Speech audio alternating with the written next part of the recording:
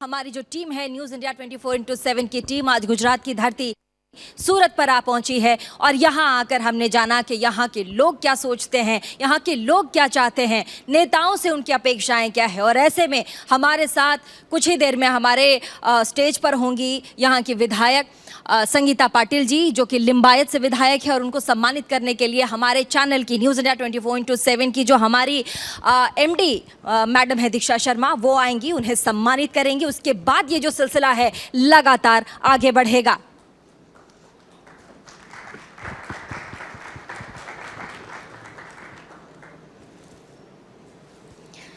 हमारे चैनल की एमडी दीक्षा मैडम, दीक्षा शर्मा, और साथ ही लिंबायत से विधायक संगीता पाटिल जी। मैडम बहुत स्वागत है संगीता मैम आपका। और 6 महीने रह गए हैं इलेक्शंस को लेकर, आपकी कैसी तैयारियां अगर आपसे पूछा जाए तो? सर्वप्रथम तो मैं न्यूज़ इंडिया के ऑनर है और जो एमडी है और पूरी टीम को मैं बहुत बहुत शुभेच्छा देती हूँ कि ये जो कार्यक्रम के तौर सभी विधायक को मिलने का एक अवसर दिया है, इसके लिए आभार व्यक्त करती हूँ।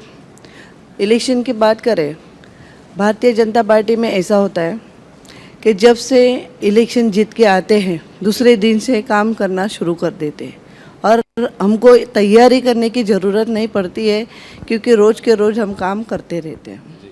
रिपोर्ट कार्ड देने की जरूरत नहीं है, मतलब रिपोर्ट कार्ड देने की ज़रूरत नहीं होती। ये पूरे साल की प्रिपरेशन रहती है, 5 सालों की प्रिपरेशन रहती है, 5 सालों की। आखिरी में जाके वर्क का सीन नहीं है। नहीं, लेकिन मुद्दे क्या रहेंगे आपके लिए इस चुनाव की अगर बात की जाए तो? मुद्दे जैसे हैं, विकास की तो बात ही है। जिस तरह से भारतीय जनता पार्टी ने दिल्ली में 8 सालों से बैठी है, 8 सालों में देश का परिवर्तन आपने भी देखा है, सभी लोगों ने देखा है। मोदी जी को सहारा है। मोदी जी जिस तरह से काम कर रहे हैं, पूरे देश में काम कर रहे हैं और पूरे देश की स्थिति आज एक नए तरीके से देखी जाती है।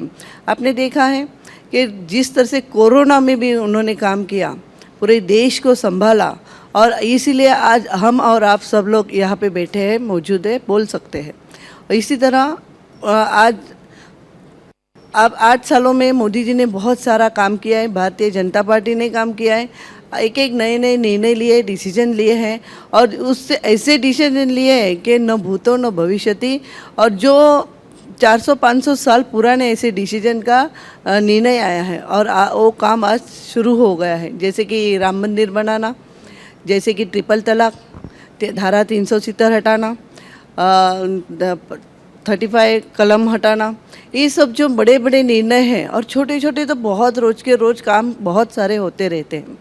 और पार्टी की एक परंपरा है जो राष्ट्र सर्वप्रथम, ये देख के सब चल रहे हैं। भारतीय जनता पार्टी की यही एक मनोमंथन करती है और यही परंपरा है कि भारतीय जनता पार्टी एक एक कार्यकर्ता में एक अपना देवों से भी दुर्लभ हमारे जो कार्यकर्ता रहते हैं उनको सम्मान के साथ सभी जगह सम्मान मिले, उसका वो आदर करती है और कार्यकर्ता के साथ पूरी टीम चलती रहती है। और इसी वजह से आज आपने देखा है कि भारतीय जनता पार्टी के सभी कार्यकर्ता खुश है, आनंदित है और सभी काम कर रहे हैं, इसलिए पार्टी की मजबूत स्थिति है। इस बार एक नया प्लेयर भी है मैदान में, आम आदमी पार्टी, और वो कह रहे हैं कि सूरत में तो हम चुनाव भी जीत चुके हैं। अगर नगर निगम की बात करें तो वो कितना बड़ा चैलेंज होगा पार्टी के सामने? नगर निगम की बात करें तो उसमें तो छोटे मोटे चुनाव में 1-2 आ जाते हैं, उससे कोई फर्क नहीं पड़ता है। लेकिन अभी तो विधानसभा की बात करते हैं, 5 महीने बाकी है, देखा जाएगा अभी क्या होता है, क्योंकि हमको तो विश्वास है कि सूरत की जितनी भी सीट है हम लोग जीत रहे हैं। मतलब आप ये कह रहे हैं कि बीजेपी का कोई चैलेंज नहीं है इस बार? कोई चैलेंज नहीं है। कांग्रेस से भी कोई चैलेंज नहीं है? कांग्रेस तो मुझे लगता है दिखाई नहीं देता कहाँ पे है, गायब कर दिया आपने सारा ऑपोजिशन, ऐसा मुझे लगता है। अच्छा मैडम, आपके अगर कामों की बात की जाए, क्योंकि आप खुद में एक महिला हैं, महिला सुरक्षा कितना बड़ा मुद्दा रहेगा इस बार चुनाव में? भारतीय जनता पार्टी में महिला बहुत सुरक्षित है। आपने देखा है कि आज एक महिला रात के 1-1:30 बजे भी जा सकती है। अभी हमारे यहाँ पे एक कथे का आयोजन हो रहा है, लिंबायत का विस्तार आपने सुना होगा, सुना भी होगा कैसा है क्या नहीं।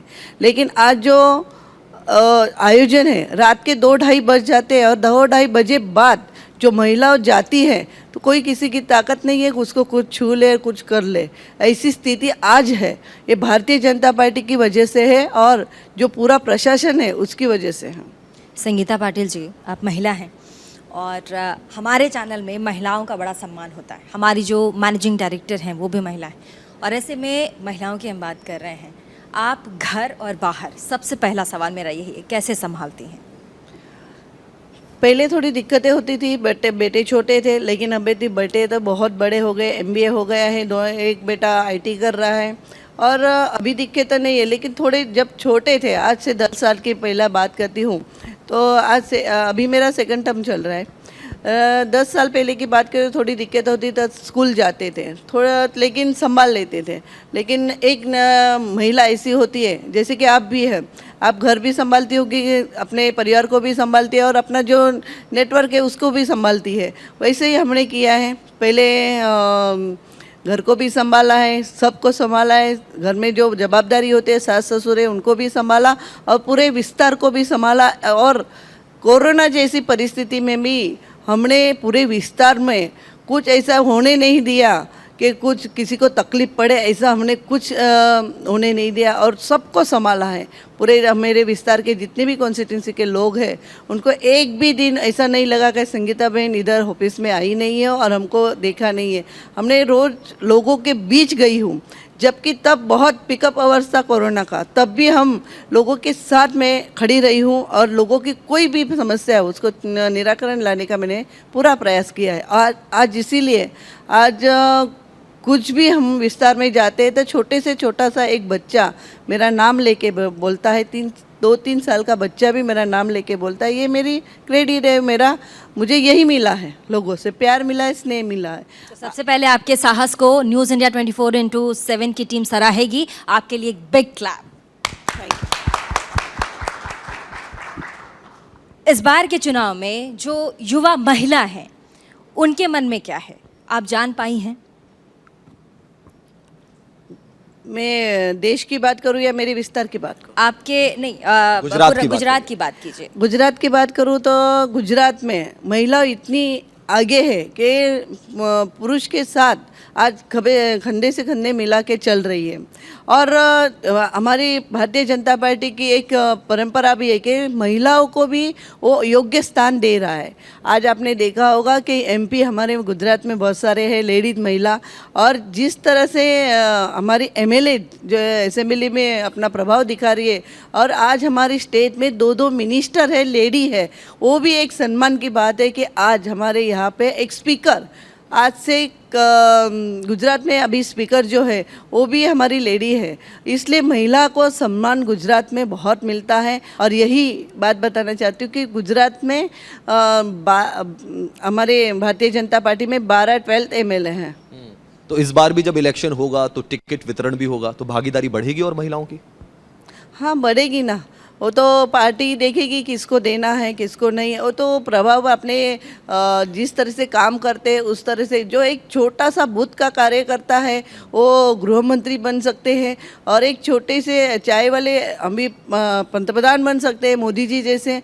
लेकिन एक छोटा सा कार्यकर्ता हमारे यहाँ पे कुछ भी बन सकता है। वो पार्टी हमारी भारतीय जनता पार्टी में ऐसा है, खाली कार्यकर्ता होना चाहिए, काम करना चाहिए, तो फिर उसका प्रोग्रेस जरूर होता है। मैडम, एक ऑनेस्टली एक सवाल का मेरे जवाब देना।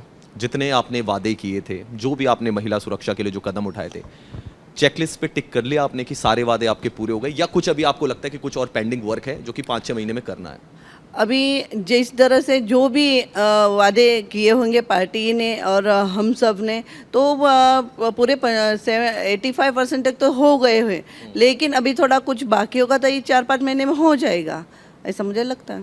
पूरे गुजरात में संगीता जी, युवाओं के पलायन का जो मुद्दा है, मतलब वो फॉरेन कंट्रीज़, विदेश में ज़्यादा जाते हैं, उनको विदेश ज़्यादा आकर्षित करता है, उनको रोकने के लिए गुजरात सरकार क्या कर रही है? क्या आपको नहीं लगता कि अगर विदेश वो पढ़ने जा रहे हैं तो उनको वहाँ बसना नहीं चाहिए, वापस आकर अपने गुजरात की सेवा करनी चाहिए?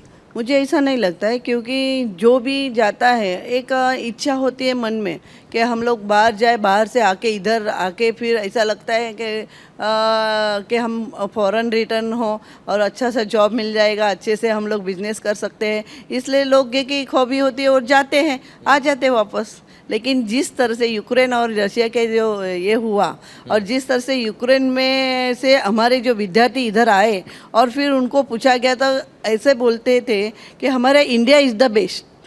ये उनका जो हम जब मिलने गए उनके, हमारे विस्तार में से भी 2-4 लड़के आए थे, हम उनको मिलने गए थे, तो वो बोले इंडिया जैसा कोई नहीं देखा और मोदी जी जैसा कोई नहीं देखा, आज मोदी जी की वजह से आज हम इधर सुरक्षित आए हैं।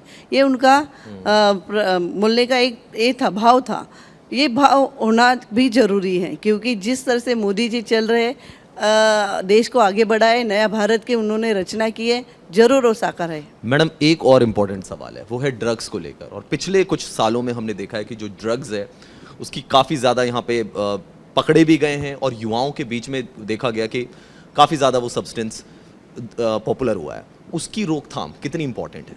प्रशासन उसमें काम कर ही रही है, लेकिन युवा वर्ग को मैं ज़रूर कहना चाहूँगी, जो आप ऐसा कुछ करते होंगे तो नहीं करना चाहिए, क्योंकि आपका जो फ्यूचर है, फ्यूचर मम्मी पापा का जो, अपनी माता पिता का जो भी हॉबी होती है कि ऐसा होता है कि मेरा बच्चा पढ़े, अच्छा सा कुछ अच्छा सा नाम ले और अच्छी सी जॉब मिले, उनके भरोसे ही पूरी ज़िंदगी जीने का उनकी माता पिता की इच्छा होती है।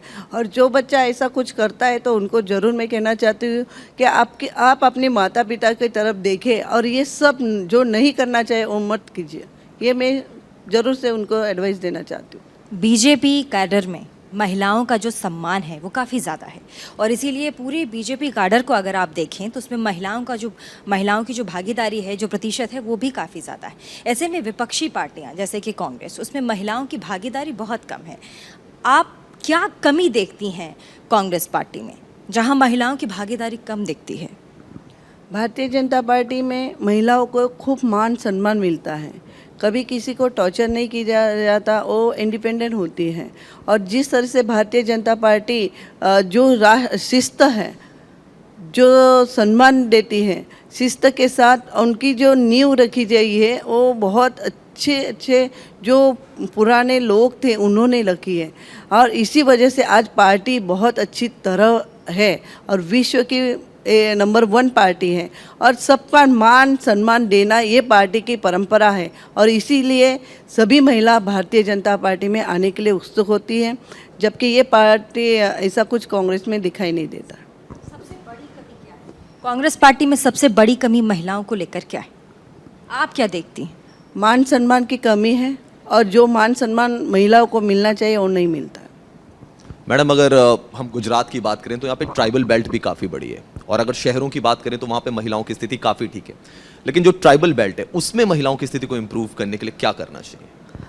ट्राइबल बेल्ट में मैंने अभी गई थी, एक इलेक्शन में गई थी, तब देखा था। लेकिन जो घर में जो छोटे से आदिवासी ट्राइबल बेल्ट है, आदिवासी लोग हैं, उनमें भी अभी शिक्षण की बहुत सारी सुविधा मिलने की वजह से भारतीय जनता पार्टी ने एक किनारे के लोगों को भी समझा है, सराहा है। और इसी वजह से आज घर घर में शिक्षा की, एजुकेशन की महत्व, इम्पोर्टेंस समझे हैं। और इसी वजह से आज आपने देखा है कि एक हमारी यहाँ की जो आदिवासी मिनिस्टर बनी है तो वो भी एक आदिवासी ही है, जो महिला है। और इसी वजह से आपने पूरा बेल्ट जो देखा तो हम लोग घूमे हैं, हम लोग जाते हैं तो भारतीय जनता पार्टी के वजह से हमको ये मिला है, वो मिला है, ऐसा बोलते हैं। आयुष्मान कार्ड की बात करें तो वो भी हमको बताते हैं, हमको घर मिला है, प्रधानमंत्री आवास मिला है, ये घर उन्होंने बांध दिया है, ऐसा सब वो बोलते थे। तब ऐसा लगता है नहीं, सही में हमारी पार्टी बहुत अच्छा काम कर रही है। संगीता जी, इस बार साल 2022 का चुनाव बीजेपी किन मुद्दों पर लड़ने जा रही है? विकास के मुद्दे पे लड़ेगा और जिस तरह से मोदी साहब ने निर्णय लिए हैं, जिस तरह से कोरोना के दरमियान भी संभाला है पूरे देश में, 193 करोड़ लोगों को सेकंड डोज भी मिल गए हैं।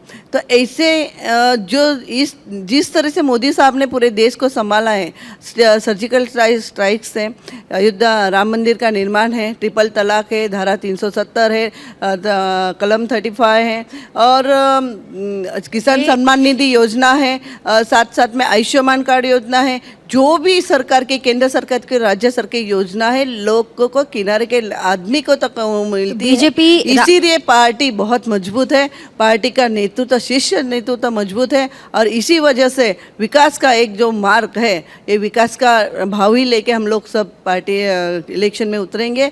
और जिस तरह से पार्टी ने एक एक विधायक को, एक एक छोटे से छोटे कार्यकर्ताओं को सराहना है और उनको बताया कि क्या करना है, वो आगे इलेक्शन में देखा ये तो जाएगा। राष्ट्रीय मुद्दे हो गए ना संगीता जी जो आपने गिनवाए, गुजरात लेकिन मॉडल क्या होगा 2023 का? चुनाव तो स्थानीय मुद्दों पर लड़ा जाता है। गुजरात में भी बात करें तो सबसे अच्छा गुजरात है, मुझे ऐसा लगता है। हम लोग नहीं, बहुत सारे मोदी स्टेट का में- गुजरात मॉडल हमने देखा, अब 2023 का गुजरात मॉडल क्या होगा? मोदी का गुजरात आपने देखा है, और वह जो मोदी साहब छोड़ के गए थे उससे भी अभी ज़्यादा, जिस तरह से मोदी साहब मार्गदर्शन देते हैं वैसे गुजरात में ये हो रहा है। और इसी वजह से आपने देखा होगा कि आज गुजरात का विकास बहुत हो रहा है। आज हमारी सूरत शहर की बात करते हैं, डायमंड बुर्स हो रहा है, उसमें शायद मुझे ऐसा लगता है 50-60 हज़ार से ज़्यादा लोग इधर आएंगे, बॉम्बे से आएंगे। और जब टेक्सटाइल पार्क बन रहा है, टेक्सटाइल हमारा यहाँ का हब है, यहाँ का डायमंड के लिए बहुत बड़ा व्यापार है, और अहमदाबाद में भी बहुत बड़े व्यापार चलता है। और इसी वजह से आज पूरे सौराष्ट्र में भी जो उत्तरोत्तर प्रगति हुई है, जो कच्छ भुज तक पानी पहुँचा है, नर्मदा का पानी उधर तक गया है, तो आप देखो क्यों नहीं सभी जगह पे विकास ही विकास दिखता है। आज स्टैचू ऑफ यूनिटी का निर्माण, एक न भूतो न भविष्यति, इतना अच्छा निर्माण हुआ है।